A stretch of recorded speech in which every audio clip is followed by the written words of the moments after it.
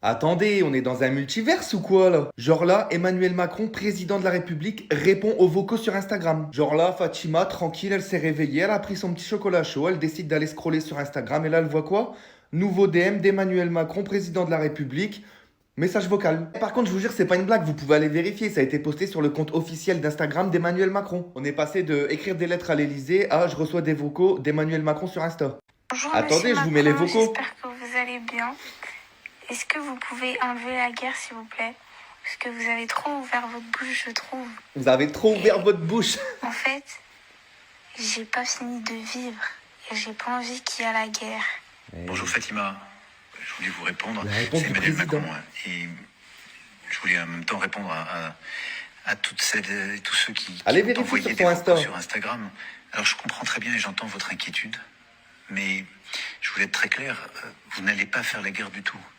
Et vous allez continuer On de va pas vivre, charger. peut-être passer votre brevet ou votre baccalauréat, d'apprendre, de sortir, de vivre librement, de construire votre Merci de avenir. nous C'est tout ce que rassurer. je vous souhaite dans notre beau pays. Si on m'avait dit ça il y a 10 ans, jamais j'aurais cru. On est dans un épisode de Black Mirror ou ça se passe comment là? On est dans un monde parallèle, on est où? Enfin bref, la politique vient de passer officiellement en mode DM. Je sais pas pour vous, mais moi j'attends la suite avec impatience. Bientôt il va snapper avec la garde républicaine et tout, ça va être drôle. Après bon, c'est dans l'air du temps aussi, plein de gens lui envoient des DM sur Instagram. Au bout d'un moment, c'était sûr qu'il allait répondre. Même si j'avoue, ça fait bizarre de voir le président de la République répondre aux vocaux. Dites-moi en commentaire ce que vous en pensez. Allez vérifier sur le compte Insta de Monsieur le Président, vous allez voir que c'est pas un fake. Tout le monde parle d'elle depuis son annonce à la participation à l'Eurovision. Est-ce que la France a trouvé sa nouvelle gagnante? On va réagir à son clip, regarde. Regarde-moi, c'est ça l'amour. Wow, wow, wow. Oh, c'est incroyable, incroyable. Alors là, ce qu'on vient d'écouter, c'est incroyable, c'est Regarde de Monroe et elle a seulement 17 ans et c'est elle qui va représenter la France à l'Eurovision. Je trouve cette musique incroyable. Déjà, les violons sont exceptionnels, j'adore. Sa voix avec un petit mélange lyrique et pop, ça se marie super bien. Faut noter aussi que c'est la candidate la plus jeune depuis 1989. Jusqu'où elle va aller dans la compétition? Est-ce qu'elle va battre Louane qui est arrivée 7ème l'année dernière? Mais je pense que oui, je pense qu'elle va être au-dessus. Je pense que là, c'est très très bien parti. Alors, est-ce que la France va remporter l'Eurovision cette année? Dites-moi en commentaire ce que vous pensez de Monroe, ce que vous pensez de sa chanson et si on peut aller très loin dans la compétition. Alors, est-ce que Jim Carrey a été remplacé pendant la cérémonie des Césars par un double ou par un sosie? Là, ça enflamme les réseaux sociaux, il y a plein de théories et d'après les Américains, ce n'était pas Jim Carrey qui était présent, mais bien son double. Alors déjà, il y a eu des premières comparaisons avec des photos que je vous mets juste ici. On y voit l'ancien Jim Carrey et le Jim Carrey qui était présent aux cérémonies. C'est vrai que la différence est flagrante, mais est-ce qu'on ne peut pas dire tout simplement que le temps a passé et qu'il a vieilli malheureusement comme tout le monde? Après, il y a une autre théorie qui vient s'ajouter aussi. Il y a le maquilleur Alexis Stone qui est connu pour ses transformations, qui affirme avoir remplacé Jim Carrey pendant les cérémonies sur un post Instagram. Sur son post Instagram, on y voit perruque, dentier, masque, maquillage et une légende qui dit que Alexis Stone était Jim Carrey ce soir à Paris. Il y a même de nombreuses stars qui ont commenté comme Katy Perry qui a mis un smiley avec une fléchette en mode oui tu as raison, tu as tapé dans le mille pour dire en gros que Jim Carrey était bel et bien remplacé. C'est trop bizarre ça quand même. Je sais pas trop quoi en penser. Est-ce qu'on va savoir la vérité même un jour? Je pense pas. Il y avait même la couleur de ses yeux qui ont été comparés. Je vous mets la photo juste ici. Alors est-ce que c'est juste des lentilles?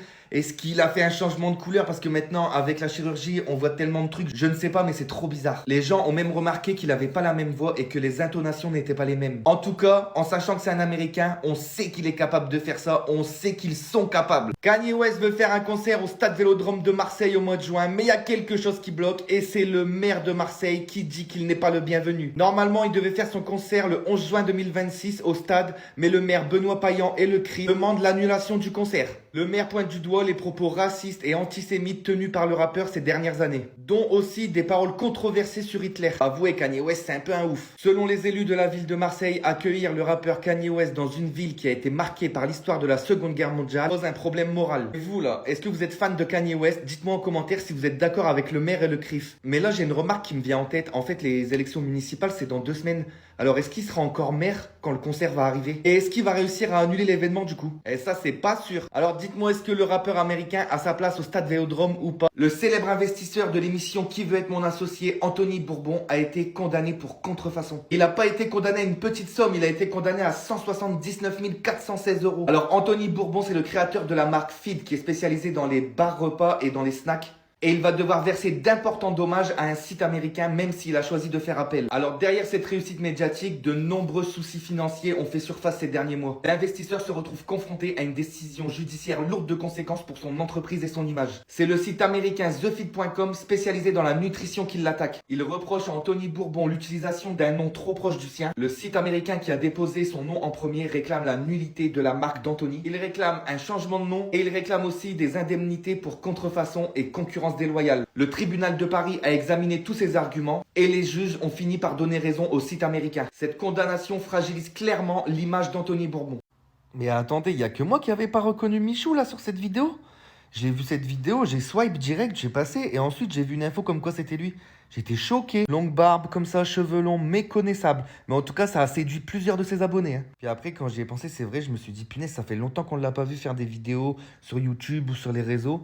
Et en fait, c'est parce qu'apparemment, il aurait traversé des épreuves personnelles et aussi qu'il s'occupait de ses futurs projets. Donc, il y a une bonne raison à tout ça. Et en fait, ouais, il était absent depuis novembre-décembre après avoir sorti sa vidéo au cinéma et sur YouTube avec son concept de chasse à l'homme, qui a très bien marché d'ailleurs. Il est parti aussi quelques temps en Antarctique, d'où son absence. Arrêtez-moi si j'ai tort. Et il réapparaît comme ça il y a 3 jours, méconnaissable. Et ses fans se sont inquiétés pour rien parce qu'en fait il a juste fait une petite pause et dans la vidéo il nous fait un vlog où il retourne chez le coiffeur.